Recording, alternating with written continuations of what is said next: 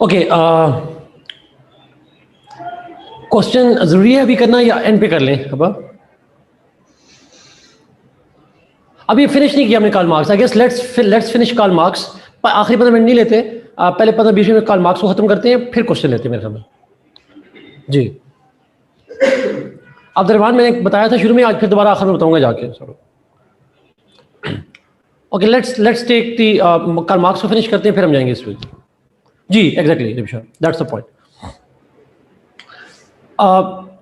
मैं brief overview दे दूं। हमने 2 चीज़ें डिस्कस की हैं कार्ल मार्क्स की अभी तक। हमने उसकी बात की, बेसिकली इकोनॉमिक डिटर्मिनिज्म की बात की, एंड उसके अंदर हमने कहा कि कैसे इकोनॉमिक फैक्टर जो होते हैं, इकोनॉमिक फाउंडेशन जो होती है, उसका और सुपर स्ट्रक्चर का रिलेशनशिप क्या है। इकोनॉमिक फाउंडेशन की वजह से सुपर स्ट्रक्चर बनती है, ओनर्स बनाते हैं, सुपर स्ट्रक्चर बनाते हैं, और उस सुपर स्ट्रक्चर में स्टेट, लॉज, कल्चर, रिलीजन वगैरह सारी चीज़ें आ जाती हैं। और फिर हमने कहा था कि जो सुपर स्ट्रक्चर है उसमें चेंज आती है। बेसिकली बेसिक चेंज जो आती है वो मोड ऑफ प्रोडक्शन चेंज होता है, जो कि ओनर की रिक्वायरमेंट होती है। So owner changes the mode of production because of the class struggle. और वो जो वर्कर्स होते हैं, अगर वो रिवॉल्ट करते हैं, वो अगर प्रोटेस्ट करते हैं अगेंस्ट दी ओनर्स, तो ओनर्स जो है उनको डिसवेट करने के लिए, उनको कंट्रोल करने के लिए दे change the mode of production, और उसके अकॉर्डिंगली सुपर स्ट्रक्चर चेंज हो जाती है। लॉज में चेंज, सारी चीज़ों में चेंज आ जाती है। That was what we call the economic determinism, how economic factors determine everything that happens in the society. और जो सोसाइटी में होने वाली चीज़ें हैं उसको कार्ल मार्क्स सुपर स्ट्रक्चर का नाम देता है। दूसरी चीज़ जो हमने डिस्कस की वो थी सरप्लस वैल्यू। और सरप्लस वैल्यू के बारे में हमने कहा था कि जो सरप्लस वैल्यू है that is the extra profit, जो एक्स्ट्रा प्रॉफिट होता है जो ओनर अर्न करते हैं बाय स्टीलिंग और grabbing the money from the workers. वो वर्कर्स की मनी को ग्रैब करके उसमें से आप वो अपना हिस्सा, वो वर्कर्स ने जितनी मेहनत की होती है उस मेहनत के बदले में उन्हें उतना हिस्सा नहीं मिलता, उतना कैपिटल नहीं मिलता, उसके बदले में उन्हें कम मिलता है पैसे। और वो जो कम पैसे मिलते हैं, जो रिमेनिंग गैप होता है, जितना मिलना चाहिए था और जितना उनको मिला है, तो जो गैप आता है that money is pocketed by the owners. तो उस एक्स्ट्रा प्रॉफिट को yes equal to the workers labour, workers ने जितनी लेबर की उसके इक्वल उनको पैसे मिलते नहीं है, उसे कम मिलके extra money is taken by the owners. Owners जो है वो उसको ले लेते हैं और वो अपने कैपिटल को एनहांस कर रहे होते हैं। ग्रीड होती है, लस्टफुल होते हैं, और उनको लगता है कि उनका सर्वाइवल होगा if they cumulate more and more capital. So ये बेसिकली सरप्लस वैल्यू का बेसिक कॉन्सेप्ट था जी, ये 2 में हमने बेसिकली बात की थी। Let's extra money is equal to value of the labour, not exactly Umar. The labourer की लेबर की वैल्यू थी उसकी वैल्यू से कम पेमेंट मिली उसे। जो लेबर की वैल्यू थी वो को उससे कम पैसे मिले थे, और जो रिमेनिंग गैप था that is extra money, yes. So for example अगर लेबर की वैल्यू थी 100 रुपीज, जो लेबर ने मेहनत की उसके बदले में उसे 100 रुपया मिलना चाहिए था, उसे मिल जाता है 90 रुपीज। और जो रिमेनिंग 10 रुपीज है, ये जो एक्स्ट्रा 10 रुपीज है, they are actually given to the owners. वो ओनर्स को जो है वो मिल रहे होते हैं sort of. So that's the basic idea of it sort of. Now let's move जी, क्वेश्चन आपके मैं सुन देख रहा हूं but I will answer that at the end जी। Let's move towards the class struggle. The third component of Marxist theory.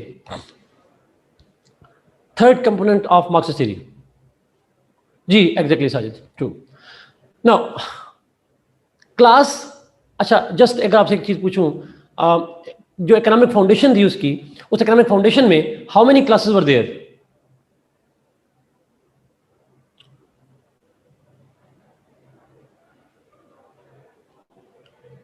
2। एक थे ओनर्स और एक थे workers. There are 2 relations that were developed, owners and workers. एक owner है और एक वर्कर है। नाउ ओनर्स किस चीज के ओनर हैं? They own what? अगर आपसे पूछूं, they own the capital. Exactly, industry कह लें, कैपिटल कह लें, कोई भी कैपिटल ज्यादा अप्रोप्रिएट वर्ड हो जाएगा। They control the means of production, ये भी बिल्कुल ठीक है। Now who are the workers? who help. Labor means they help the owner. They are the tools for owner's profit. वो ओनर के प्रॉफिट के लिए, ओनर के कैपिटल के लिए एज अ टूल इस्तेमाल होते हैं. Who work for the owner. Exactly. अच्छा, तो एक कमांड एंड ओबे का रिश्ता है. Owner commands them to work for them and in return gives them some kind of money for survival and all that. Karl Marx ही कहता है, Karl Marx says that because of the constant exploitation of the workers, because of the constant exploitation of the workers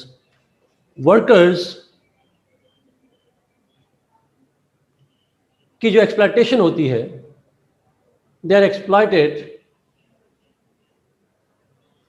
उस exploitation में workers को idea नहीं होता. They have little or no idea that they are being exploited. And in order to tame them, the owners have created superstructure. कभी religion के हवाले से, कभी कल्चर के हवाले से, कभी लॉ के हवाले से और स्टेट के हवाले से. They use different means, different kind of जिसको हम कहते हैं टूल्स हैं सुपरस्ट्रक्चर में से. They use to tame the workers, ताकि वर्कर्स को ये रियलाइज ना हो that they are being exploited. Workers consider their owners as benevolent, but over the period of time this persistent exploitation ultimately is realized by the workers gradually, but ultimately the workers realize, they are realized by some people that they are being exploited. ये surplus value की exploitation है, ये उनको realise करवाई जाती है over the period of time, as the result of which the workers realise how their labour value is stolen by the owners. And what they do is they demand justice,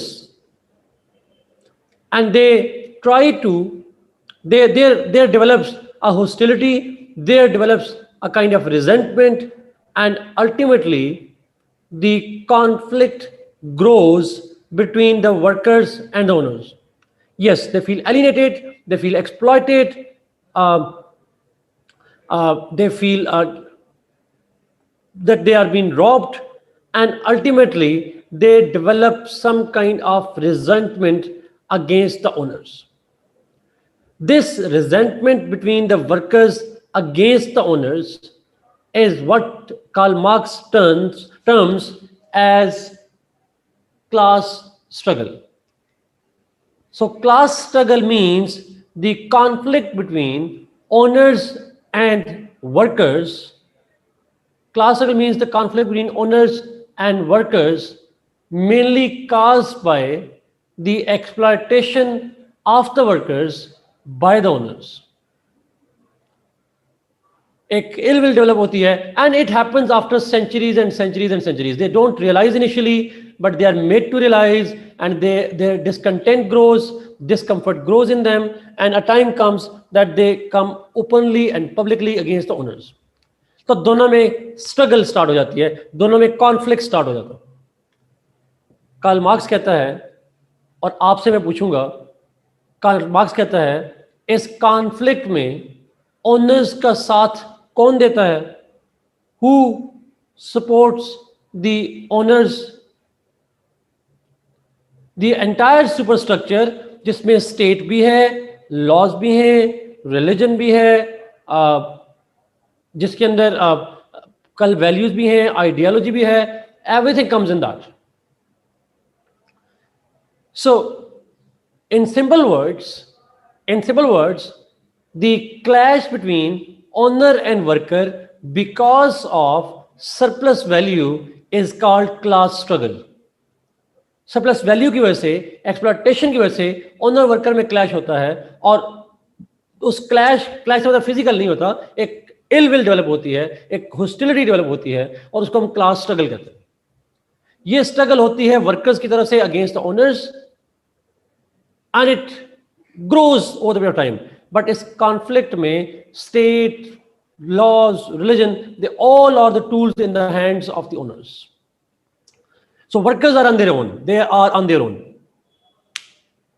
अच्छा, if this is class struggle and it continues, Karl Marx कहता है the history of the world, ये जुमला इसका conclusion है इस class struggle का, history of the world is the history of class struggle.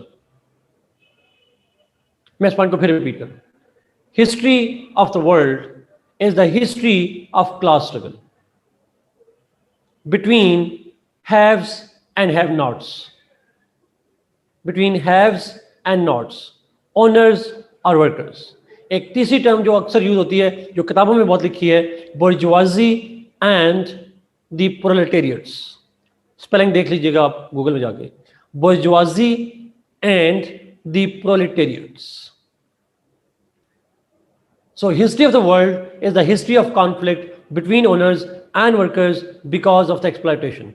That's called गनवा. बट अभी हिस्टोरिकल मटेरियलिज्म पे अभी दोबारा मैं आऊंगा, उस पर डिटेल से आऊंगा अलग से. So इस हिस्ट्री के ऊपर मैं जरा अभी फोकस करूंगा.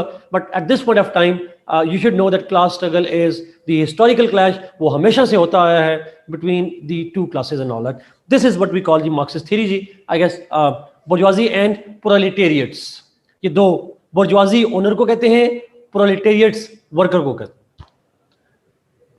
Now after explaining class struggle, after explaining it, thank you Kiran, after explaining class struggle, he goes to the fourth and the most important part of his theory, which is dialectic history.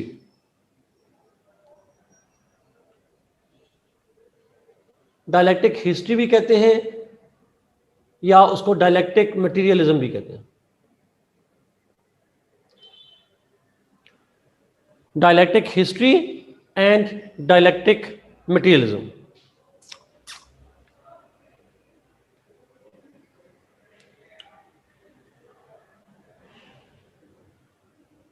ये class struggle है. इस class struggle को history में जो explain करता है उसको हम डायलेक्टिक हिस्ट्री या डायलेक्टिक मटेरियलिज्म कहते हैं. Let me explain dialectic history या डायलेक्टिक मटेरियलिज्म क्या होता है. Let me explain that. अच्छा, ये यहाँ पे एक जुमला जरूर लिखेंगे आप लाजमी. This idea of dialectics was borrowed from Hegel. This idea of dialectics was borrowed from Hegel. Hegelian theory. But let me explain जी, इसको ज़रा गौर से देखिएगा. ये सबसे इम्पोर्टेंट पार्ट है, सबसे आसान पार्ट है, और ये रिलेट करता है करंट डेवलपमेंट दुनिया में जो हो रही है उसके साथ भी रिलेट करता है बहुत सारा. आप लोगों ने कोल्ड वॉर का नाम सुना है? Have you heard the cold war?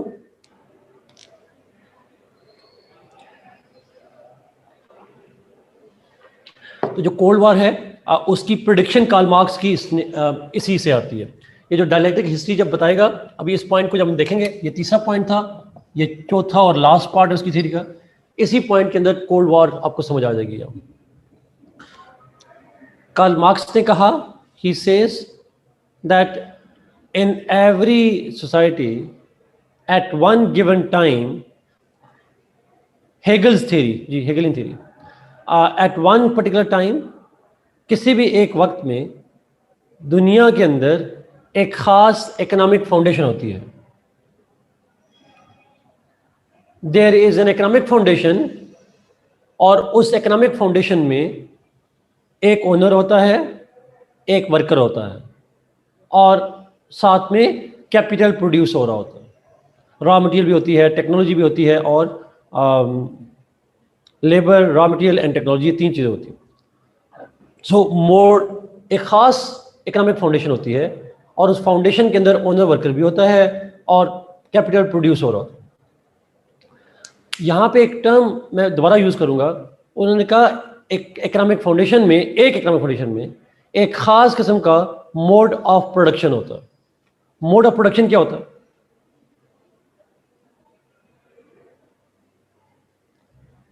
Mode of production से क्या मतलब है?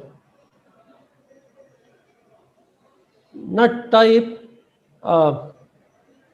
नॉट एग्जैक्टली टाइप का वर्ड. आइडिया ये है,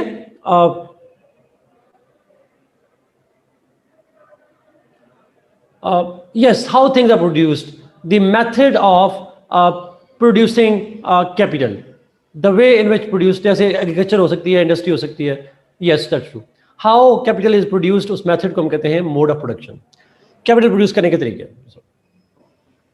उसने कहा एक पर्टिकुलर मोड ऑफ प्रोडक्शन मौजूद होता है एक इकोनॉमिक फाउंडेशन के अंदर। अच्छा, कार्ल मार्क्स सेज कि इस इकोनॉमिक फाउंडेशन में डोमिनेंस ऑब्वियसली ओनर की होती है और एक खास किस्म की स्टेट और सुपर स्ट्रक्चर भी होता है। एक खास किस्म का सुपर स्ट्रक्चर होगा, एक खास किस्म की स्टेट होगी, एक खास रिलीजन होगा, एक खास आइडियोलॉजी होगी, एक खास कल्चर होगा, एक खास चीज मौजूद होगी। उसने कहा कि थोड़े अरसे बाद, अच्छा उस इकोनॉमिक फाउंडेशन में कौन किसकी एक्सप्लॉयटेशन कर रहा होता है? हु एक्सप्लॉइट्स हूं? ओनर वर्कर की एक्सप्लॉयटेशन कर रहा होता है। ओनर एक्सप्लॉइट्स दी वर्कर्स। वो एक्सप्लॉयटेशन वन वे चल रही होती है। उसने कहा आफ्टर सेंचुरीज एंड सेंचुरीज एक टाइम आता है, a time comes when the owner of the workers realize that they are being exploited. They realize that they are being exploited and they gradually develop resentment. वो एक नफरत develop करते हैं, वो एक डिफरेंस डेवलप करते हैं।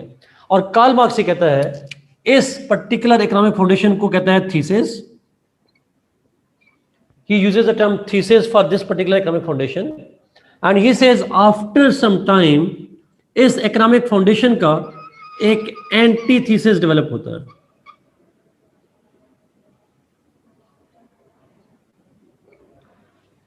An anti thesis is developed.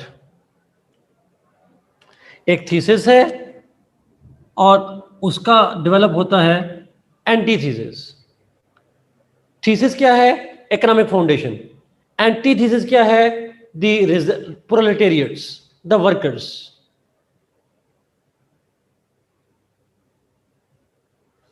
अब ये कार्ल मार्क्स की थ्योरी को मैं एक्सप्लेन करूं, ये ध्यान में रखिएगा प्लीज। कार्ल मार्क्स कहता है कि एक थीसिस होता है जो इकोनॉमिक फाउंडेशन है, उस फाउंडेशन में एक्सप्लॉयटेशन होती है और वक्त के साथ साथ ये जो लाइन है ये टाइम को जाहिर करती है। This line shows the time frame. After centuries and centuries एक वक्त आता है, प्रोलेटेरिएट्स डेवलप रेजिस्टेंस, वो मुजामत क्रिएट करते हैं। वर्कर की जो एंटी थीसिस क्या है? वो वर्कर्स है, और वो वर्कर्स हैं जो कि एंटी फाउंडेशन है, जो समझते हैं कि उसमें ओनर उनको एक्सप्लॉइट कर रहा है। दोनों में क्लैश होता है।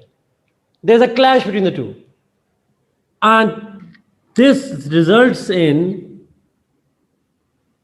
अ synthesis. Word synthesis means the combination of both elements or multiple elements. Thesis antithesis के conflict से synthesis develop होता है। अब ये synthesis क्या है? Let me explain. Synthesis means the new kind of mode of production. Economic foundation having different mode of production. मैं एक दफा फिर रिपीट कर रहा हूं। थीसिस फाउंडेशन है, उसके खिलाफ वर्कर्स रिवॉल्ट करते हैं, एंटी थीसिस डेवलप होता है, दोनों के दरमियान में क्लैश है और वो क्लैश के नतीजे में एक नया सिंथेसिस बनेगा। और जो नया सिंथेसिस है वो बेसिकली फाउंडेशन है इकोनॉमिक, लेकिन with a different mode of production. अब डिफरेंट मोड ऑफ प्रोडक्शन की जरूरत क्यों पड़ी? Why there is need of different mode of production? Because आपको मैंने कहा था कि जब वर्कर्स रिवॉल्ट करते हैं तो ओनर उन्हें टेम करते हैं with the help of changing the superstructure. Yes, to pacify the resentment of the workers, owners bring change. Owners bring change in the superstructure. और सुपरस्ट्रक्चर में चेंज आती है, पॉलिटिकल सिस्टम चेंज कर देंगे, laws change हो जाते हैं, culture change हो जाता है, रिलीजन चेंज हो जाएगा, बट फाउंडेशन में सिर्फ एक चीज चेंज होती है और वो है mode of production. Owners remain owners, workers remain workers. The only difference that comes is the method in which capital is produced, it changes, and with it comes the change in the superstructure.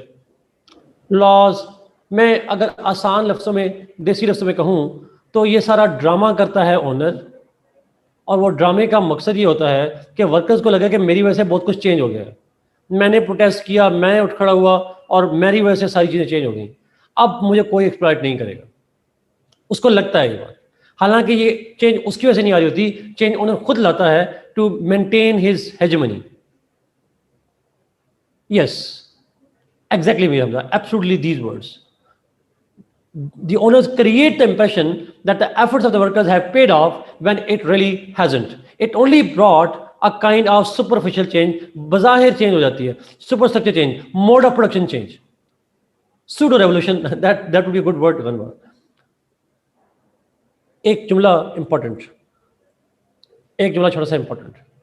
Karl Marx कहता है कि ये जो owners हैं ये mode of production change करते हैं और वो चेंज करने की वजह वर्कर का रिएक्शन होता है, but they use it as an opportunity and they develop a mode of production that increases their profit. जी हमजा, yes, the workers को लगता है कि वो कर रहे हैं, but owner mode of production इसलिए भी चेंज करता है, partly also because he wants to increase his profit. नया मोड ऑफ प्रोडक्शन आएगा तो उसकी प्रॉफिटेबिलिटी बढ़ना शुरू हो जाएगी. He would start increasing the profitability. Owners को पता होता है, ओनर्स को वो मोड ऑफ प्रोडक्शन चेंज करते हैं ताकि प्रॉफिटेबिलिटी बढ़ा लें. ये कार्ल मार्क्स कह रहा है. अब सिंथेसिस क्या है? सिंथेसिस भी एक इकोनॉमिक फाउंडेशन है. It is an economic foundation, but mode of production in synthesis वो is different from the old one. पहले जो था उसमें मोड ऑफ प्रोडक्शन कुछ और था, अब यहाँ मोड चेंज हो गया. यहाँ सुपर स्ट्रक्चर और था, वहां सुपर स्ट्रक्चर हो गया. यहाँ पे एक फॉर्म ऑफ गवर्नमेंट होगी, वहां डिफरेंट आ जाएगी. यहाँ रिलीजन और था, वहां रिलीजन हो गया. But owner remained owner, workers remained workers. अब कार्ल मार्क्स ही कहता है शुरू में वर्कर खुश होते हैं सिंथेसिस बना के that we have brought the change, but owners continue to rob them. They continue to go for surplus value. They continue to rob them of the money, of the capital that is generated by their labor. Or after centuries and centuries of time, then workers again realize that they are being exploited. They developed antithesis. After centuries and centuries, they realize that they are being exploited again. फिर clash होता.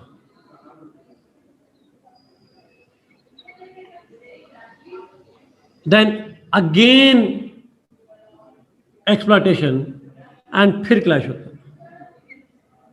It's the same process that is repeated. Her phase पे, अगर ये पहला phase है, ये दूसरा है, हर फेज पे चीज क्या चेंज होती है? What changes at each point? Mode of production and superstructure. Mode of production change होगी, सुपरस्ट्रक्चर चेंज होगी.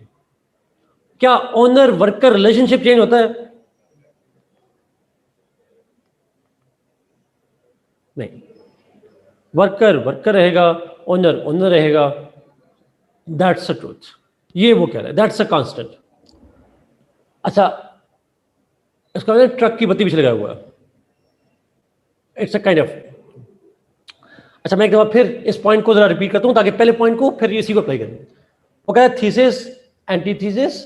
थीसिस एंटीथीसिस है, थीसिस पर्टिकुलर फाउंडेशन है, एंटीथीसिस एक पीपल्स या वर्कर्स रिवॉल्ट है, प्रोलेटेरिएट रिवॉल्ट है. दोनों के दरमियान में क्लैश होता है, एक नया सिंथेसिस बनता है. सिंथेसिस बेसिकली एक थीसिस ही है, यानी एक इकोनॉमिक फाउंडेशन ही है, बट ये वो इकोनॉमिक फाउंडेशन है जिसमें नया मोड ऑफ प्रोडक्शन आ गया, जिसमें सुपर स्ट्रक्चर चेंज होगी. लेकिन ओनर ओनर रहा, वर्कर वर्कर रहा, और फिर ओनर दोबारा एक्सप्लॉइट करना शुरू किया, और फिर सदियों बाद वर्कर्स को होश आता है कि मेरे साथ तो जुल्म हुआ, फिर वो रिवॉल्ट करते हैं, फिर नया सेंसस बनता है, नया सेंसस में फिर मोड ऑफ प्रोडक्शन चेंज हुआ, सुपर स्ट्रक्चर चेंज हुई, बाकी कुछ चेंज नहीं हुआ, फिर वर्कर्स को रियलाइज होता है सदियों बाद कि उनके साथ जुल्म हुआ, फिर वो नया सेंसस बना लेते हैं। कार्ल मार्क्स ने कहा, अब ये पहला इकोनॉमिक फाउंडेशन थी, ये सुनिएगा please, this thesis is the first economic foundation, this is the second foundation, this is the third foundation. Karl Marx ने कहा this is the fourth and the final dialectic, this fourth is the final dialectic. Dialectic वैसे क्या होता है? Thesis antithesis के clash से जो census बनता है, ये जो ट्रायंगुलर रिलेशनशिप है, इसको हम कहते हैं dialectics. Dialectics is the clash between thesis and antithesis resulting into a synthesis. Karl Marx ये कहता है कि ऐसे 3 तारीख में डायलेक्टिक्स गुजर चुके हैं। अब हम जिस दौर में रह रहे हैं, हमसे मतलब आप और मैं नहीं, कार्ल मार्क्स की बात करूं, 19वीं सेंचुरी की, उसने कहा जिस दौर में हम रह रहे हैं, that is this fourth kind of economic foundation. Dialectic is simply thesis, antithesis, resulting in a synthesis. 3 हो चुके। कार्ल मार्क्स ने पहले डायलेक्टिक को कहा, the first dialectic is called the Asiatic phase. The first dialectic in ancient history is called Asiatic. Second is called ancient. The third is called feudal. The third phase is called feudalism. एक बार फिर repeat करूं, Asiatic phase पहला, दूसरा ancient phase, तीसरा feudal phase. अगर नाम से जाहिर है, यस एशियाटिक, दूसरा एंशिएंट, तीसरा फ्यूडल। नाउ अगर नाम से देखें फ्यूडल का, तो फ्यूडल का जो थर्ड फेज है, इसमें जो इकोनॉमिक फाउंडेशन होगी ये वाली, ये कौन सी होगी? उसमें मोड ऑफ प्रोडक्शन क्या होगा? फ्यूडल में मोड ऑफ प्रोडक्शन क्या होता है?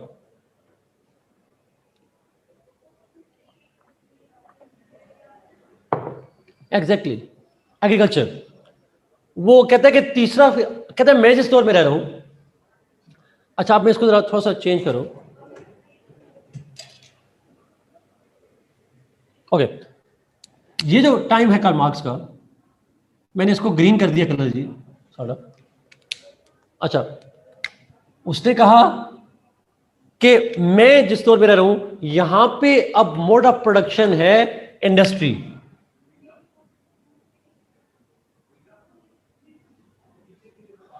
अब कैपिटल प्रोड्यूस हो रहा है इंडस्ट्री में, कार्ल मार्क्स ने कहा मेरे जमाने में, बट इससे पहले होता था एग्रीकल्चर में। Agriculture was the main mode of production, लेकिन एग्रीकल्चर में लैंडलॉर्ड के खिलाफ फार्मर्स उठ खड़े हुए, किसान पीजेंट उठ खड़े हुए, दोनों में क्लैश हुआ, तो ओनर ने मोड ऑफ प्रोडक्शन एग्रीकल्चर से चेंज करके नया बना दिया इंडस्ट्रियल मोड ऑफ प्रोडक्शन। अब कार्ल मार्क्स ने कहा मेरे जिस दौर में रह रहा हूं, मैं अभी आ रहा हूं, उसके ऊपर आ रहा हूं, मैं इस पे आज फिर पढ़ रहा हूं। उसने कहा जिस दौर में मैं रह रहा हूं, the time that I am living in this time the industrial owner is exploiting the workers, industrial workers. The capitalist, the industrial owner is exploiting the workers. और इस एक्सप्लॉइटेशन को कार्ल मार्क्स ने कहा I can see that, I can see the German, French, Brits, Americans, industrial owners exploiting the workers. And he said those workers don't know that they are being exploited. उनको पता ही नहीं है कि surplus value आ रही है, rich is getting richer, poor is getting poorer. They don't know that. And because they don't know that, so Karl Marx says, my theory, my writings, my speeches will create awareness. He took upon himself the responsibility to aware and educate workers that they are being robbed, that they are being exploited. And they have always been exploited. Throughout the history, throughout the human history, you have always been exploited. Now I have to enlighten them. मैं उनको study circle कराने पड़ेंगे, उन्हें लिखकर बताना पड़ेगा, उन्हें बताना पड़ेगा कि they are being exploited. And उसने कहा, as a result of my writings, soon this industrial mode of production will get its antithesis. और antithesis होगा proletariat, the rise of proletariat, rise of workers. मेरी अब ये ग्रीन है, green का मतलब है कि ये अभी होना है, फ्यूचर है. अब ये फ्यूचर में मेरी राइटिंग की वजह से वर्कर्स जो हैं they would rise up and ultimately the clash between the capitalists and the proletariats will result in a proletariat revolution. As a result of clash between industrial owners and industrial workers, एक आएगा proletariat revolution.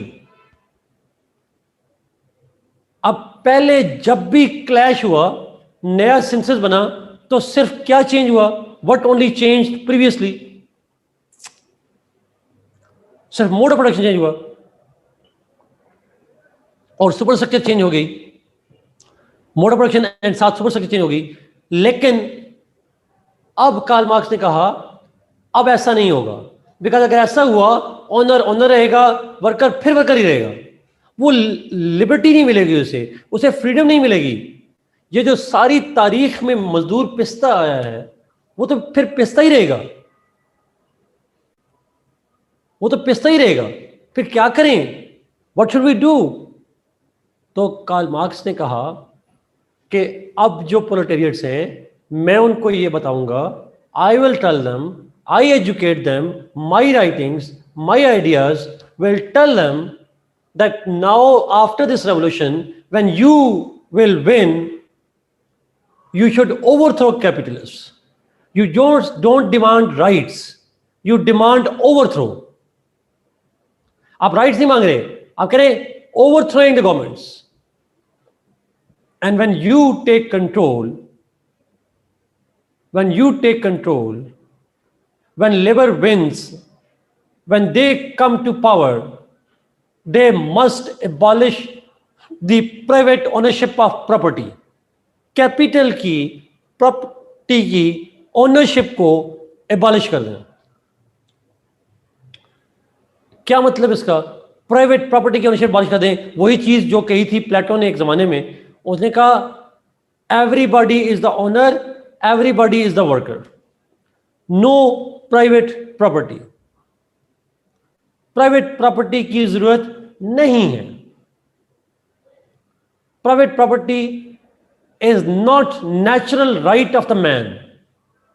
Property ओन करना किसी का natural right नहीं है. अब यहां पे जरा सोच के जवाब दीजिएगा, प्लीज. अब लफ्ज आप नहीं बोलना, मैं बोलूंगा.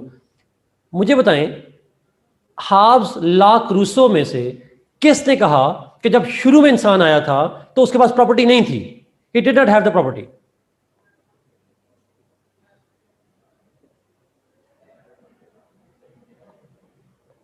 रूसो ने कहा था, इट वॉज रूसो. उसने कहा था, उसने एक जुमला बोला था, when the very first man pointed towards a piece of land, serpent exactly. उसने कहा ये मेरी प्रॉपर्टी है और ये तुम्हारी है. तो जिस तरह मैं अगर दूसरा कहूं, जिस तरह रूसो की स्टेट ऑफ नेचर में प्रॉपर्टी नहीं थी और प्रॉपर्टी के आने की वजह से कॉन्फ्लिक्ट बने, कार्ल मार्क्स कहता है ऐसा ही हुआ था. That's what happened. So solution क्या है? ओनर इसलिए लूटता है, प्रॉपर्टी का कॉन्सेप्ट है. अगर प्रॉपर्टी एबॉलिश कर दी जाए, किसी इंडिविजुअल को प्रॉपर्टी की ओनरशिप ना रहने की इजाजत दी जाए, तो what will happen? Who will be the owner?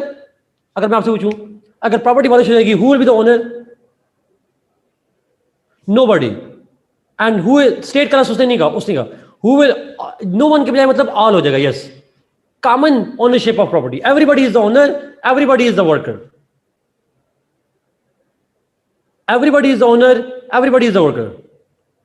जी. अच्छा, अगला सवाल, अगला सवाल बड़ा इंपॉर्टेंट पॉइंट. अगर ओनर वर्कर नहीं है, कौन किसको एक्सप्लॉइट करेगा? Who will exploit whom? Nobody will exploit nobody. अगला सवाल, अगर एक्सप्लॉइटेशन नहीं होगी, क्लास स्ट्रगल होगी? Will there be class struggle? No, there be no. What about the concept of superstructure?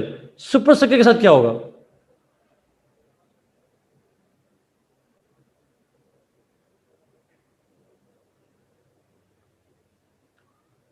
abolished, change नहीं, abolished.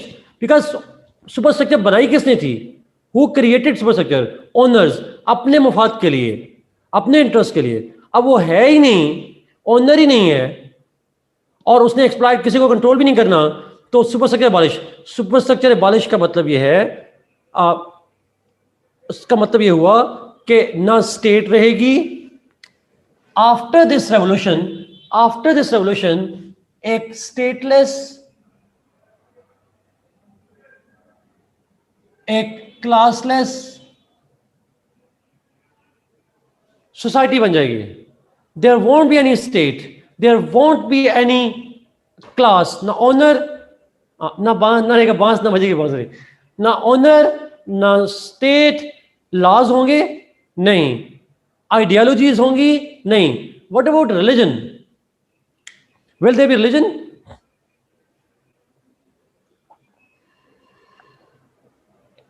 That's simple. Nothing would be there. And that's what Marxist theory is. एक classless, stateless society create हो जाएगी. अच्छा, आखिरी सवाल, आखिरी. क्या अब एंटीथेसिस कोई आएगा? नहीं. तो history will become linear. History linear हो जाएगी, डायलेक्टिकल हिस्ट्री नहीं होगी. There will be no more dialectics. History will move in a linear वे.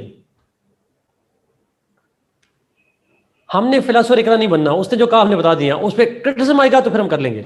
अच्छा, एक आखिरी चीज बताइएगा.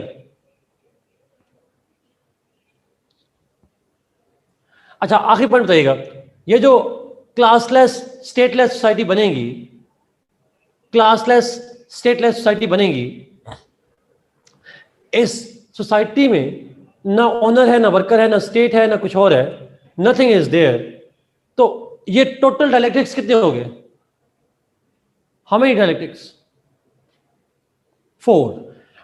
अब ये फोर्थ वन जो है, उसने कहा फोर्थ वन जो है, यहां पे हम रह रहे हैं, बाकी सारी चीजें फ्यूचरिस्टिक है. He predicted that it will happen. And that's all about his theory. जी, आखिरी जुमला बहरहाल बताना चाहूंगा. अब मार्क्स ने थ्योरी तो दे दी, मर गया वो, जान छूट गई उसकी. लेकिन सवाल ये है कि कल मार्क्स ने जो कहा था कि इंडस्ट्रियल ओनर के खिलाफ वर्कर्स उठ खड़े होंगे, did it happen? Yes. In 1917 Russia में कम्युनिस्ट रेवोल्यूशन आया. The workers revolted. और फिर सोवियत यूनियन ने कहा, बोल्शेविक, उन्होंने कहा हम पूरी दुनिया में will create awareness in the entire world and we will ask the entire people कि आप ओवरथ्रो कर दें अपने ओनर्स को. और जब पूरी दुनिया के प्रोलेटेरियट्स उठ खड़े होंगे, एक रेवोल्यूशन होगा, प्रोलेटेरिएट डिक्टेटरशिप बनेगी and they will abolish the state ultimately. और अब कैपिटलिस्ट थे अमेरिकन, प्रोलेटेरिएट्स थे सोवियट्स और communist. And that's what Karl Marx predicted. लेकिन कार्ल मार्क्स की प्रेडिक्शन के प्रोलेटेरिएट्स जीत जाएंगे, कैपिटलिस्ट को शिकस्त हो जाएगी, did it prove true? Unfortunately, not. It didn't happen. So Karl Marx's prediction was partly true, and unfortunately partly untrue. This is what Marxist theory is. Ji. I would give you 10 minutes to ask questions, please, on Karl Marx.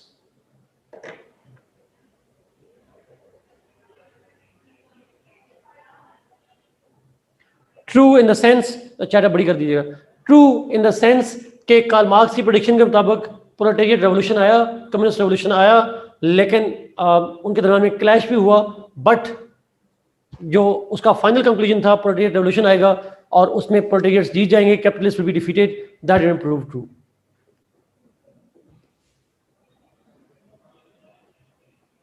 Okay Najeef. Nasir, last class का board पढ़िए, board की picture. हाँ हाँ मैंने खींची, मैं देख लेता हूँ.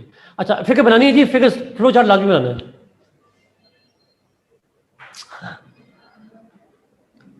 What were the modes of production before agriculture? Sajid paper पे लिखने की जरूरत नहीं है, वैसे बता रहा हूँ. थर्ड में थी स्लेवरी, उसमें से पहले था उसको कहता है प्रिमिटिव मोड, इसको प्रिमिटिव कहता है, इसको प्रिमिटिव कम्युनिज्म कहता है, सेकंड वाले को कहता है स्लेवरी, थर्ड को एग्रीकल्चर, फोर्थ को इंडस्ट्री. जी Taira both.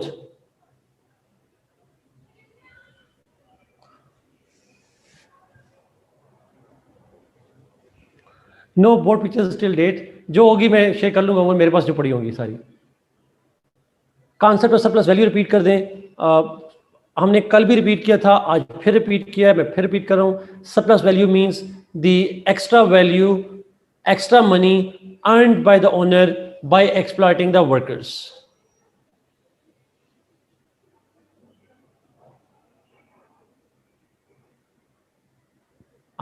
Still you need to read it, you need to read it. अब कार्ल मार्क्स पे सवाल कैसे आता है जी, जरा इंपॉर्टेंट सवाल है, सुन लीजिएगा प्लीज. अगर आपके क्वेश्चन पीछे रह गए हो दोबारा पूछ लीजिएगा, क्योंकि मेरे पास स्क्रीन में आगे पीछे चले जाते हैं. कार्ल मार्क्स का जो सवाल, एक तो मैंने कहा था मार्क्सिज्म पे आ जाएगा, या समटाइम्स क्वेश्चन आ जाता है इकोनॉमिक फैक्टर्स जो हैं वो कैसे डिटरमिन करते हैं सोसाइटी के अंदर डिफरेंट डेवलपमेंट को. सोशल, पॉलिटिकल, इकोनॉमिक फैक्टर्स को कैसे इकोनॉमिक फैक्टर्स डिटरमिन करते हैं, वो इकोनॉमिक डिटर्मिनिज्म का सवाल पूछता है.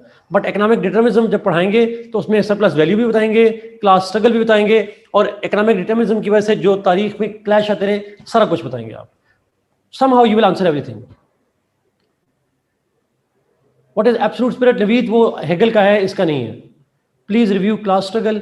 Class struggle means the conflict between owner and workers created by the exploitation of the workers at the hands of owners. The exploitation of the workers at the hands of owners because of surplus value is what we call class struggle. Thesis, Avas means economic foundation. Antithesis means the struggle by the workers. जी मैं last part of diagram की industry या industrial mode of production, capitalist भी लिख सकते हैं, industry भी लिख सकते हैं. यहाँ पे प्रोलेटेरिएट रेवोल्यूशन है, सॉरी प्रोलेटेरिएट्स हैं, वर्कर्स हैं. यहाँ पे है प्रोलेटेरिएट रेवोल्यूशन, और उसके बाद है स्टेटलेस, क्लासलेस, रिलीजनलेस सोसाइटी.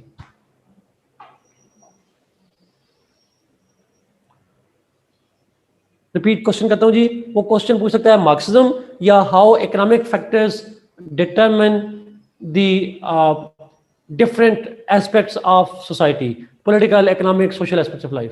यानी कैसे इकोनॉमिक फैक्टर्स सुपर स्ट्रक्चर को इफेक्ट करते हैं. We are studying Karl Marx जी. कार्ल मार्क्स का हमने क्लास स्ट्रगल की है और डायलेक्टिक हिस्ट्री की है.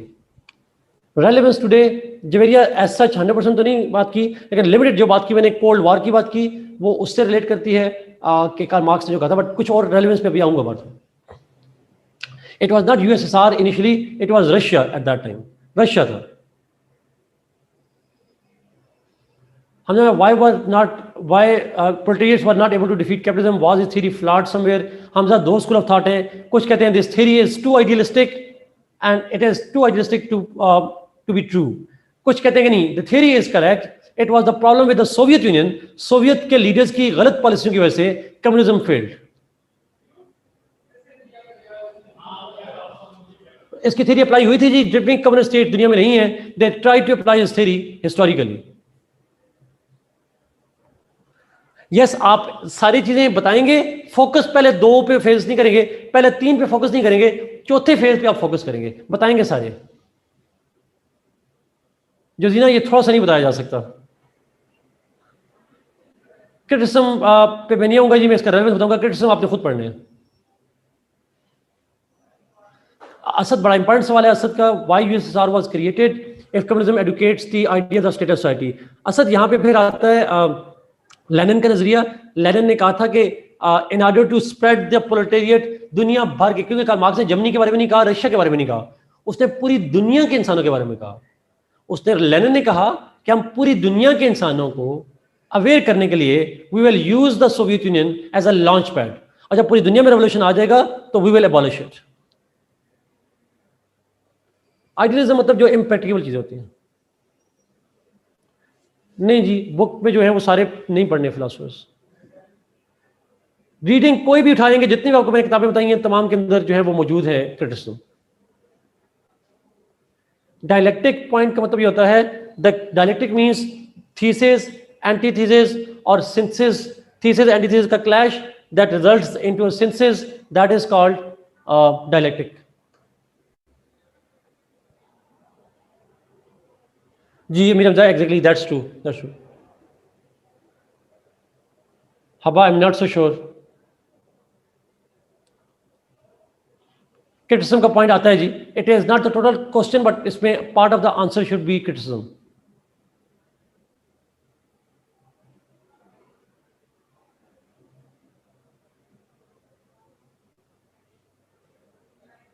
जी रिमशा, एब्सोल्युटली आपने बिल्कुल ठीक इंटरप्रेट किया इसको। जो सिंथेसिस होता है it is a kind of thesis. True.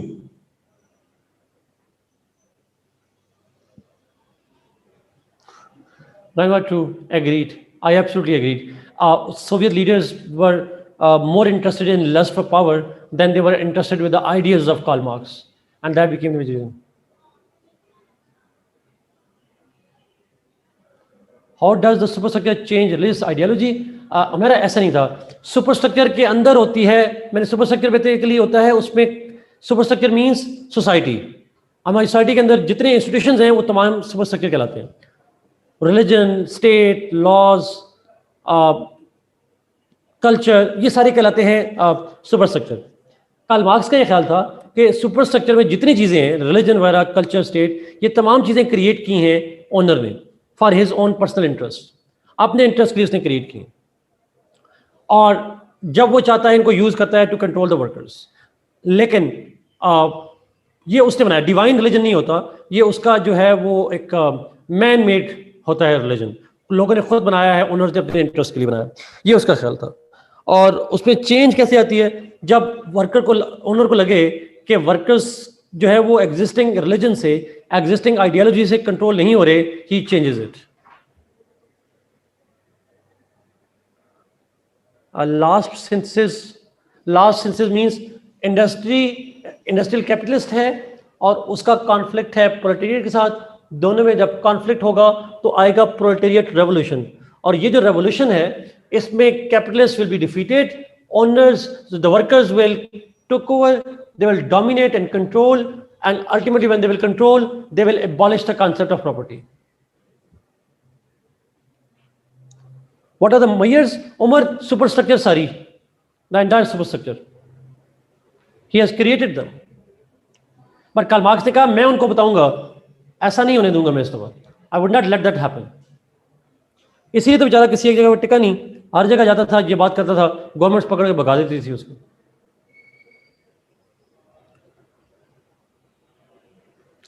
दो तीन पॉइंट करेंगे जी, अब रेलेवेंस पे आ रहा हूं। No, I think my class plus reading will be enough for exam. Class conflict means conflict between owners and workers. दोनों क्लास के में ओनर वर्कर का क्लैश है, उसको हम क्लास स्ट्रगल कहते हैं। मेरी बैटरी भी लो हो गई है। हाँ, कोई बंदा टाइप कर दीजिए मेरी बुक का नाम जी। आप रीड जरूर करें कहीं से भी, लेकिन आपने स्ट्रक्चर मेरे लेक्चर वाला रखना है। अच्छा, लास्ट पॉइंट रेलेवेंस वाला 1-2 मिनट में करते हैं जी। वही क्लास 4 तक है ना? ओके।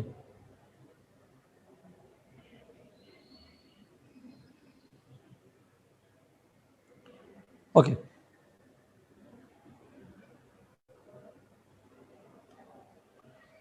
ओके। मार्क्स की रेलेवेंस की बात करें जी please.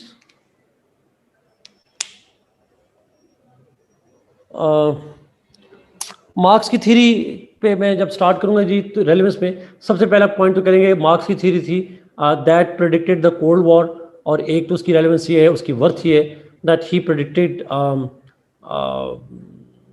The relevance of the his ideas कि ऐसा वक्त आएगा दैट प्रोलेटेरिएट्स विल रिवॉल्ट, और वो उसकी थ्योरी जो थी that prove to be true. अच्छा, एक तो ये कर लें। दूसरा पॉइंट आप नोट करें अपने पास। The second point is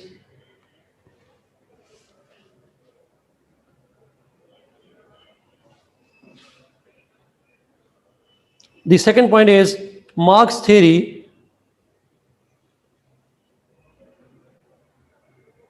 explains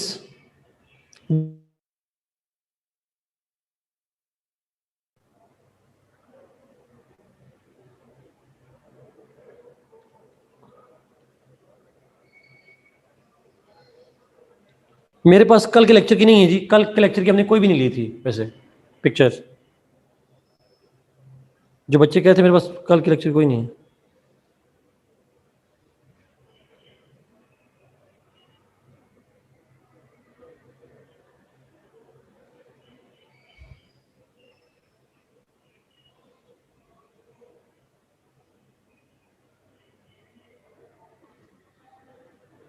अच्छा, आपको मिल जाएगी, अभी आपको मिल जाएगी। अच्छा, पहला पॉइंट ऑफ रेफरेंस है जी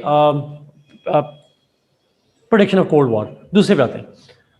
कार्ल मार्क्स की जो थ्योरी थी that became one of the major reasons why the current capitalists have to change their ways, have to change their policies। यानी मार्क्स की जो थ्योरी थी उसको देखते हुए कैपिटलिस्ट ने कुछ चेंजेस की, अडॉप्ट किया कुछ। फॉर एग्जाम्पल, नाउ वर्कर्स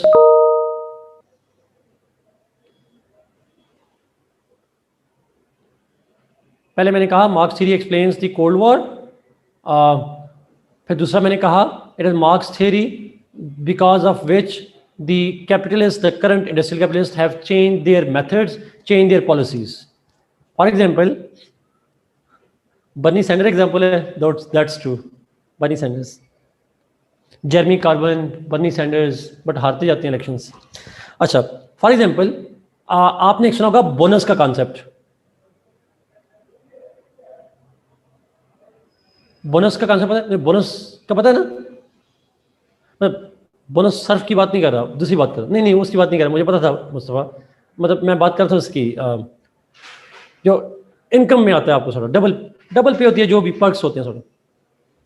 अच्छा, अब ये जो बोनस का कॉन्सेप्ट है ये बेसिकली होता है कि जो प्रॉफिट आता है ओनर का, एक तो ओनर आपको तनख्वाह देता है, सैलरी देता है, but plus when the profit is generated, उस प्रॉफिट को डिस्ट्रीब्यूट करते हैं among the workers, so that, क्योंकि प्रॉफिट कैसे आया, वो ओनर की मेहनत से आया, so that the value of the labour कहीं ओनर की पकड़ में चली जाए, वो फिर वर्कर्स में डिस्ट्रीब्यूट हो जाती है। Reward for good performance, exactly, ताकि आपकी क्वालिटी ऑफ वर्क जो है, आपने ज़्यादा कंट्रीब्यूट की, ज़्यादा मेहनत की, तो इसका मतलब ये हुआ कि आपको मिलना चाहिए sir. Yes, profit sharing, exactly. अच्छा, फिर एक और कॉन्सेप्ट, दूसरी चीज़, एक और, अच्छा, कार्ल मार्क्स ना होता तो बोनस नहीं देता। दूसरी चीज़, social security, the concept of social security. So now the industrialists provide not only salary, they also provide the basic health, like basic facilities like health, education, housing, etc. Health, education, housing, इस तरह के जो allowances वगैरह हैं, ये जो benefits हैं, ये सोशल सिक्योरिटी कहलाती है। This was also provided by because of Karl Marx criticism. And lastly ये जो मिनिमम वेज का कॉन्सेप्ट देते हैं आप, the concept of minimum wage, that is also created mainly because of the criticism of Karl Marx. Minimum wage का मतलब ये होगा कि आप कम से कम जितनी मेहनत करोगे उसके एक खास पैसे मिलेंगे। There is a minimum value that is fixed. अब ये ओनर की मर्जी नहीं है, it is the government that fixes the minimum veg.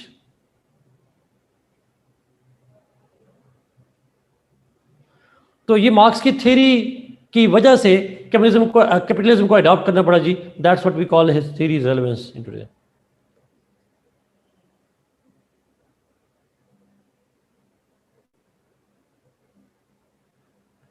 Should we move जी नेक्स्ट टॉपिक पे चले? बेंथम में जाना हमने, जो हमने बेंथम किया। अब्दुर्रहमान कैपिटलिस्ट तो ये बात नहीं मानते ना। Okay, let's move to Bentham ji. Bentham पे चलते हैं।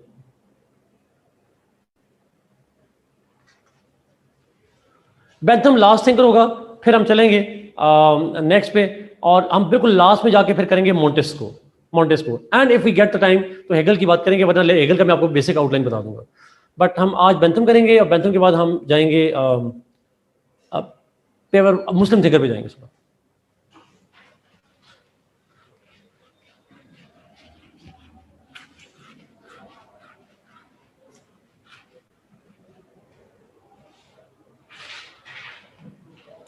नहीं, मैंने नहीं कहा Hegel is important. What I said was we will do Bentham and then will move towards next Muslim thinkers, और फिर हम मॉन्टेस्क जाके अमेरिका का सिस्टम पढ़ेंगे, फिर करेंगे and if we get the time Hegel करेंगे। Hegel is important but more important things are yet to come.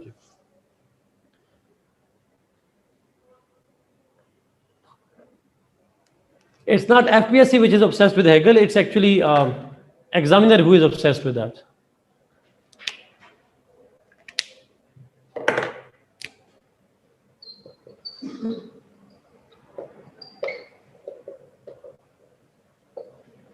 Jeremy Bentham important है जी। इसकी थ्योरी ऑफ यूटिलिटेरियनिज्म है, Bentham's theory of utilitarianism.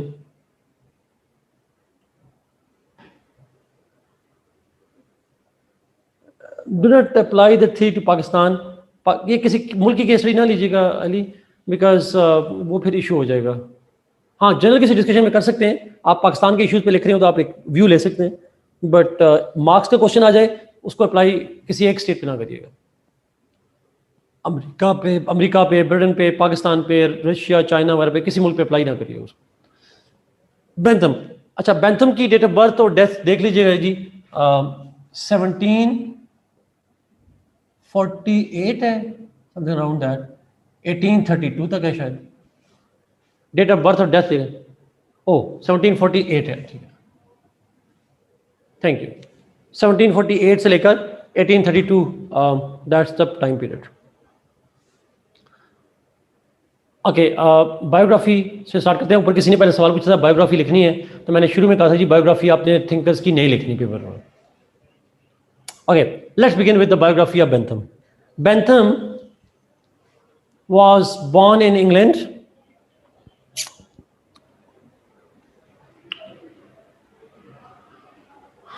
Bentham was born in England.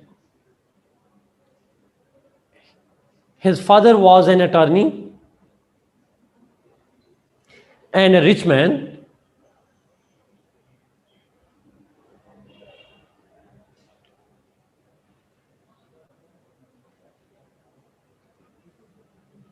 Bentham was the son of a very rich man who was an attorney, and therefore he got his good quality education and because of his father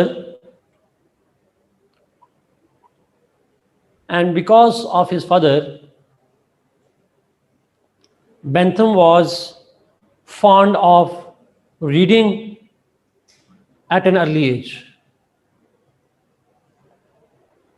and because of his father Bentham was fond of reading at an early age.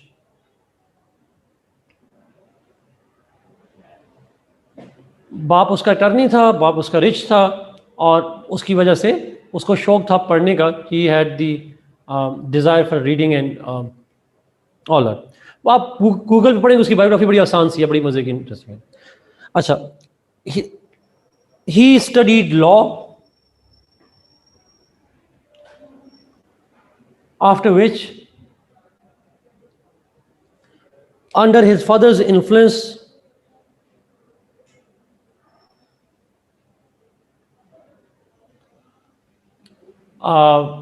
under the influence of his father, he started practicing law.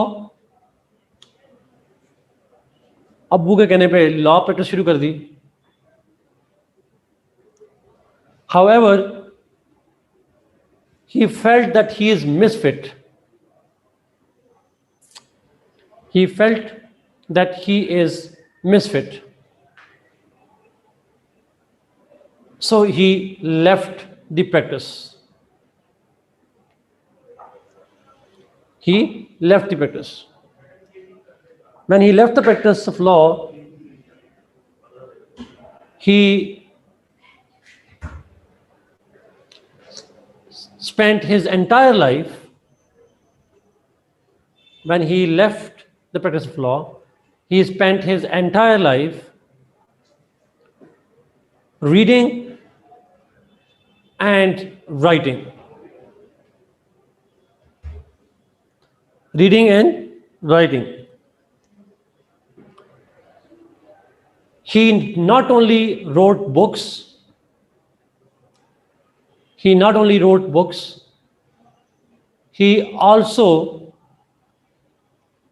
also wrote laws for different states. He not only wrote books, he also wrote laws for different states like England, like France, like US, Russia, etc. He wrote laws for different states like Russia, Britain, France, US, etc. His most important book is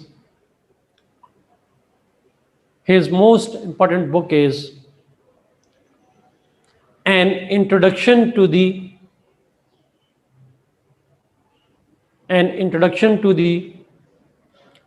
principles of morals and legislation.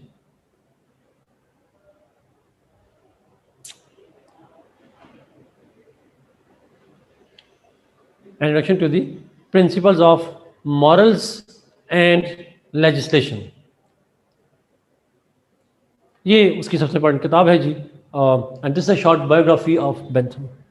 Is it clear? Book का नाम याद रखिएगा, कोई बंदा यहाँ पे type कर दे please. An introduction to the principles of morals and legislation. ये सबसे इंपॉर्टेंट किताब का नाम है, ये ज़हन में रखिएगा please.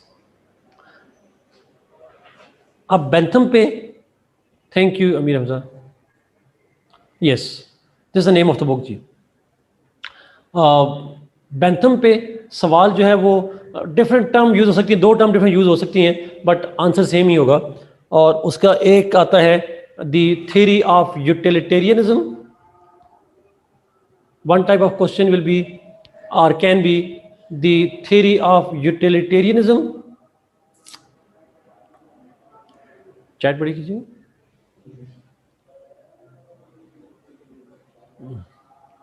Thank you Umar for sharing, thank you. अच्छा, ना उसकी जो सबसे बड़ा सवाल आ सकता है वो है is theory of utilitarianism.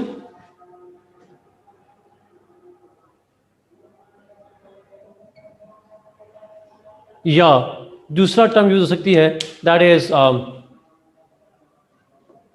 The theory of pain and player.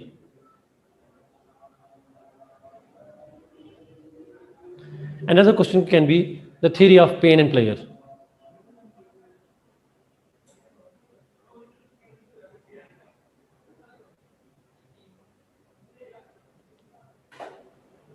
Is it clear?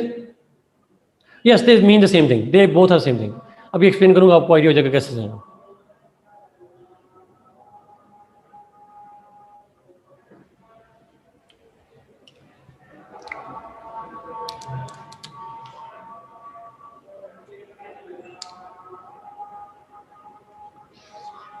Okay, let's see the context.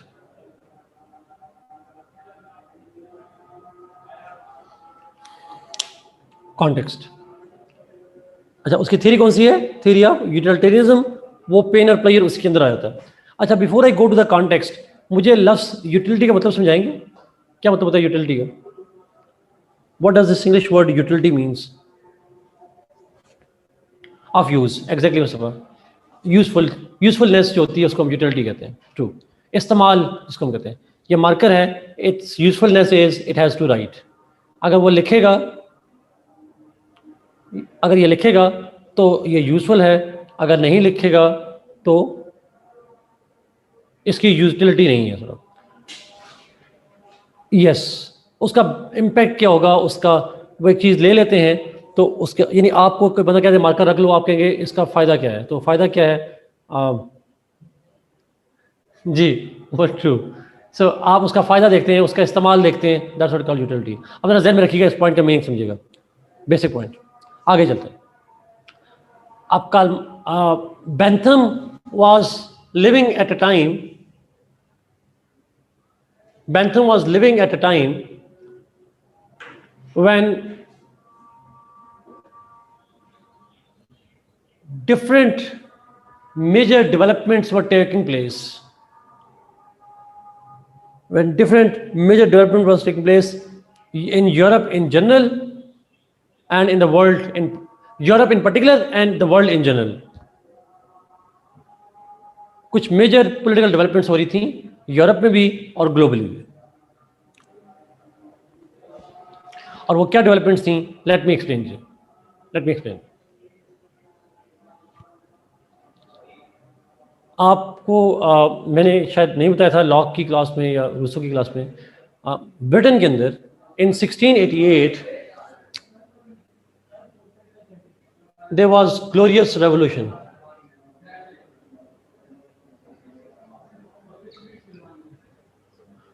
Glorious revolution took place in Britain in 1688. बताया था मैंने ये? Did I tell you about that? नहीं. Okay, बताता हूँ. In glorious revolution of 1688, the monarch was removed and he went to exile. UK में ये revolution आया और उस रेवोल्यूशन के नतीजे में monarch in England was dismissed and he was exiled. लेकिन it did not happen with a war. वार के बगैर हुआ था ऐसा, विदाउट वॉर. और मैंने जो कि आपको लॉक और हाव्स पढ़ाया था, तो मोनार्क को हटाने में किसका रोल होगा? Who will have been playing a role? Thinker की बात नहीं कर रहा, इदारे की बात कर रहा हूं. पार्लियामेंट. एग्जैक्टली आमना. पार्लियामेंट गेन्ड मोर पावर्स. पार्लियामेंट के पास पावर ज्यादा आ गई और उन्होंने मोनार्क को उठाकर निकाल दिया पकड़े. ये पॉइंट ध्यान में रखिएगा प्लीज, एक छोटा सा पॉइंट.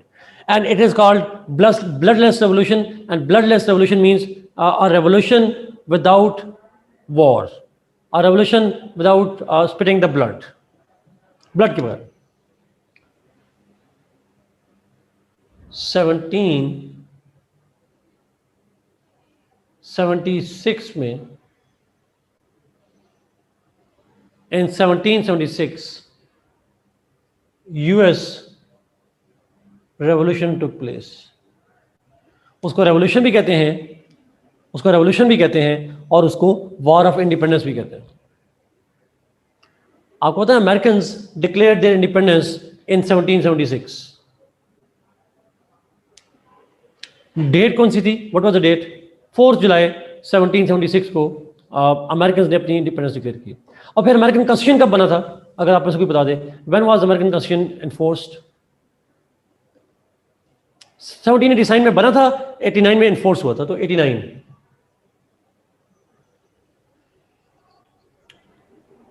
में अमेरिका में. अच्छा, उससे पहले अमेरिका क्या था? What was America before that? 1776 से पहले एक ब्रिटिश कॉलोनी थी जहां मोनार्की रूल कर रही थी. It was a colony. Yes, true. तो in 1776 onwards it was no longer British colony. और फिर जो है वो शुरू में कन्फेडरेशन बनी और फिर बाद में फेडरेशन बन गई 1789 में। तीसरी, फ्रेंच रेवोल्यूशन। कोई बताएगा फ्रेंच रेवोल्यूशन कब आया था?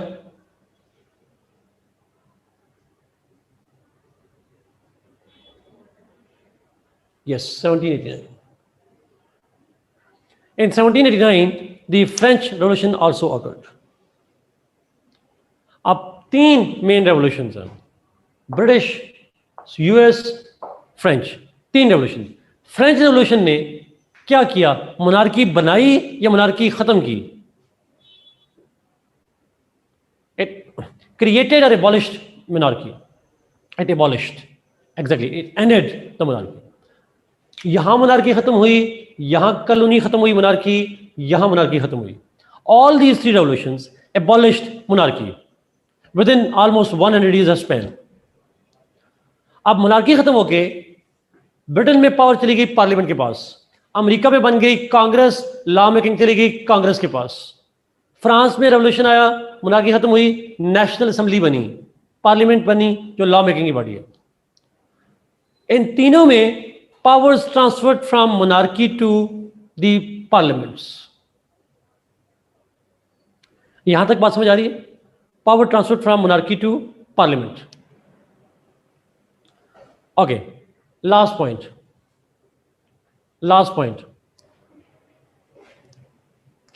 If monarchy was abolished, तो अगला सवाल ये है, the next point is, parliament को जब पावर गई, तो अब मेरा आपसे सवाल ये था, जब मोनार्की थी, who were to make laws? कौन लॉज बनाता होगा? मोनार्क, किंग, क्राउन, जो भी लफ्ज यूज कर ले, मोनार्क ज्यादा अप्रोप्रिएट वर्ड होगा। मोनार्क बनाते थे बिकॉज ही वाज सॉवरेन। और वो what was his basis of the law? किस बना पे लॉ बनाता था? डिस्क्रिशनरी पावर, जो दिल चाहे लॉ बना दे, सुबह उठा दिल किया लॉ बना दिया, self interest and all that. Was he accountable to the public? He was not, absolutely not. लेकिन अब पावर चली गई पार्लियामेंट के पास, and parliament represented the people. अब सवाल यह है कि जब पार्लियामेंट लॉ बनाएगी, उसका मकसद क्या होगा? What should be the purpose of making the law? It has to be something related to people. लोगों को अब सर्व है या नहीं है, लोगों के लिए लॉ बनाना है, लोगों का इंटरेस्ट लेना है। अच्छा, आखिरी पॉइंट, बड़ा इंपॉर्टेंट पॉइंट। बादशाह जब लॉ बनाता था, जो दिल चाहता था लॉ बनाता था, और उसका ये राइट वो लेता था डिवाइन से। मैंने आपको डिवाइन राइट बताई हुई चीज। The king will say, I am the divine right, God has made me king and I can make the law I would like to. I am the shadow of God on earth, exactly. The monarch was the shadow of God on earth and he would make the laws that he liked. मेरा सवाल ये है, my question is, source of law अगर खुदा हो, will people question its effectiveness? That will be called blasphemy. जब खुदा ने कहा है and you don't ask the logic. So in other words, जब किंग लॉ बनाता था तो लॉ की बुनियाद होती थी सोर्स। सोर्स क्या है? कौन बना रहा है? बादशाह। किसके नाम पे बना रहा है? खुदा के नाम पे। अगर खुदा के नाम पे बनाया हुआ लॉ है उस बकौल किंग के, तो उसका इंपैक्ट जैसा भी आए, you have to follow it. You have to follow the law because it comes from God. मैं इसी बात को एक रीफ्रेज कर रहा हूं, जरा गौर से सुनिएगा please. I am rephrasing a law.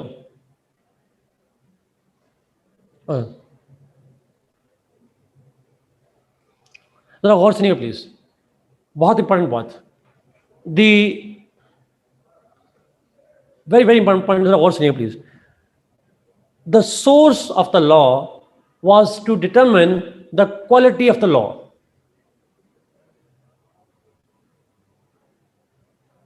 I repeat this point.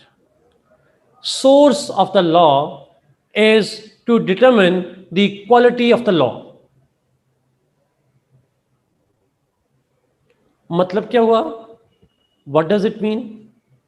कि अगर लॉ का सोर्स अच्छा होगा तो लॉ ऑटोमेटिकली अच्छा होगा.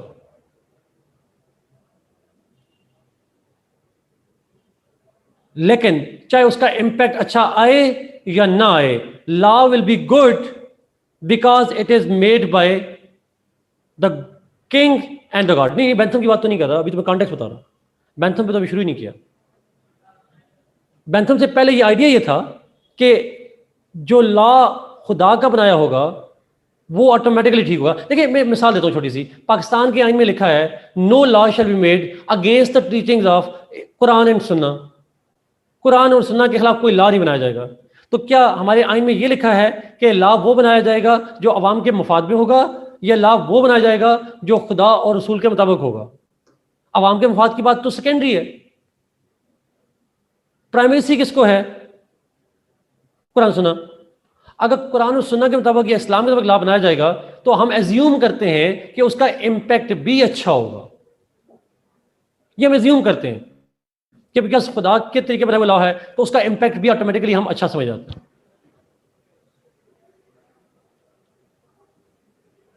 Is it clear? अब पावर जब चली गई किंग से पार्लियामेंट के पास, when the power shifted from king to parliament, तो पार्लियामेंट ने कहा और बेंथम के थ्योरी के मुताबिक कहा that the quality of the law shall be measured from its impacts and not the source. I repeat this point. Under Bentham's influence, the parliaments were now to make laws according to, and they will judge the laws, the quality of the laws, according to the impacts that they have on the people. कौन सा law अच्छा होगा, कौन सा law अच्छा नहीं होगा, यह डिपेंड करेगा उस लॉ का इंपैक्ट क्या रहा है. सोर्स कितना भी अच्छा क्यों ना हो, बट हम उस लॉ को अच्छा नहीं कहेंगे जिसका सोर्स अच्छा है, जिसके हिदायत पे बनाया है, बल्कि लॉ वो अच्छा होगा जिसका इंपैक्ट सोसाइटी पे अच्छा होगा. That is called his theory of utilitarianism. मैं आपको वैसे एक डायग्राम बना रहा हूं, जरा सुनिएगा please.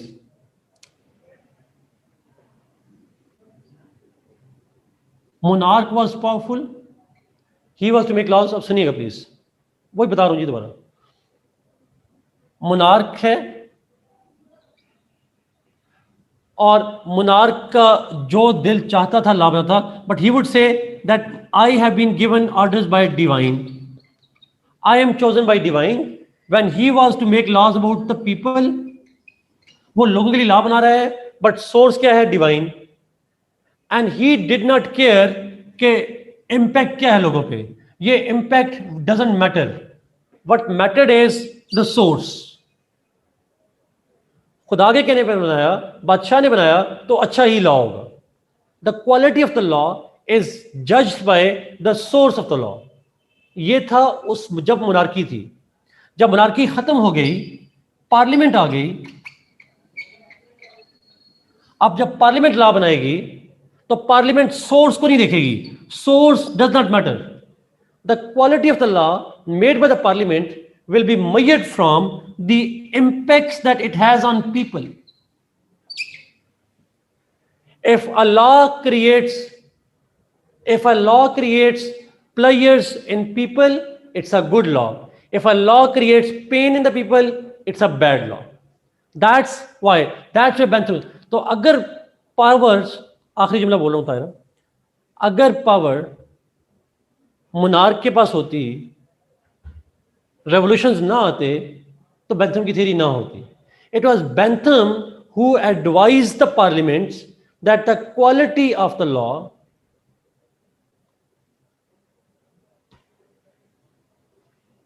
Parliaments were in search, parliament were needing. देखिए, बेंथम के जमाने में ही तो पार्लियामेंट के पास पावर आई थी. पार्लियामेंट, बेंथम से पहले तो पार्लियामेंट थी नहीं, एक्सेप्ट ब्रिटेन. तो they were in search of the principle कि what kind of law should be made. So Bentham advised them that you should make a law that should create pleasures in the people and you should make a law that creates avoids pains in the people. ऐसा law बनाएं जिससे लोगों को pleasure हो और ऐसा law avoid करें जो पेन क्रिएट करे. That idea was proposed by Bentham. In one sentence, Bentham gave the theory as an advisement to the parliaments how to make laws. Bentham advised the parliaments how to make the laws. That's what we call Bentham's theory of utilitarianism. We'll continue to talk on this one. Thank you so much. God bless you. See you inshallah. आपकी class है, मैं इसलिए जल्दी खत्म कर रहा हूँ sir.